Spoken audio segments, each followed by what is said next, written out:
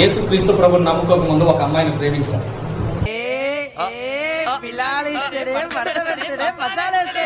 ప్రభా మమ్మల్ని క్షమించి మేము అది తప్పు చేస్తాం ఈ తప్పు చేస్తాం అని చెప్పేసి ప్రార్థన చేస్తా ఉంటే నేను కూడా వాళ్ళతో కూర్చొని ప్రభా నాకు అమ్మాయి కావాలి ప్రభా, అమ్మాయి లేకపోతే నేను బతకలేదు ప్రభా, నేను ఇది ప్రార్థన చేశాను. 10 రోజులు నేను చేస్తున్న ప్రార్థన అదే. 10 రోజులు ఆమె లేకపోతే నేను ఉండలేను ప్రభా, నాకు ఇది కావాలి, ఇది అమ్మచ్చి నాకేమొద్దు, ఇది ఒక్కటి చేసి పెట్టు అని చెప్పేసి అన్న. వీడెవడో భావరక్షణ చేస్తున్నాడు, చైల్డ్ ఆర్టిస్టా? మనలో కూడా చాలా మంది అబ్బాయిలు ఎక్కితేనే బతకలేను, అమ్మాయిలు ఎక్కితేనే బతకలేను అని దేవుడికి ప్రార్థన చేసే వ్యక్తులు ఎంతమంది లేరు? కనీసం ఐ కాంటాక్ట్ కూడా ఇవ్వట్లేదురా. పిల్లలు నోటీస్ చేయరా, 5-10 నిమిషాలు అబ్జర్వ్ చేయి, ఏదో ఒకటి తెలుస్తుంది. తెలిసినాక లీడ్ తీసుకొని ఫాలో అయిపో. ఒకటే లాజిక్ రా.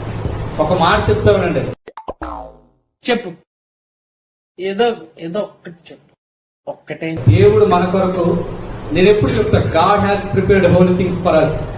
అయన్నొద్దు, పాయింట్కి రా. 10 రోజులు ఉపవాసం ఉంటే నేను చేసిన ప్రార్థన అదే, నాకు ఆ అమ్మాయి కావాలి, నాకు ఆ అమ్మాయి కావాలని ప్రార్థన చేశా. 11వ రోజు ఒక పాస్టర్ గారు వచ్చి వాక్యం చెప్పిండు. అవునా, నిజమా? ఆయన ఎట్లా బలిపెట్ట మీద వాక్యం చెప్తున్నాడు, ఆయన కూర్చున్న చోట్ల నేను కూర్చున్నా.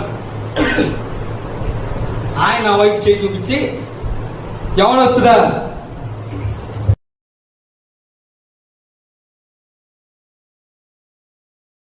నేను 10th క్లాస్ లో అమ్మాయిని ప్రేమించా. ఇప్పటికి 4 సంవత్సరాలు అవుతుంది. అప్పుడు నేను డిగ్రీ సెకండ్ ఇయర్ అనుకుంటా.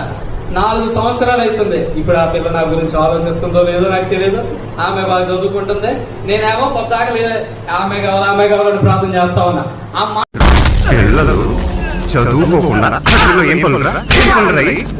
ఇప్పటికీ ఆ పిల్ల నా గురించి ఆలోచిస్తుందో లేదో నాకు తెలియదు. నేను ఎందుకు ఆలోచించాలి అని చెప్పేసి, యేసుక్రీస్తు ప్రభు నా కోసం ప్రాణం పెట్టాడు కదా, యేసుక్రీస్తు ప్రభు నా గురించి ఆలోచిస్తున్నాడు కదా.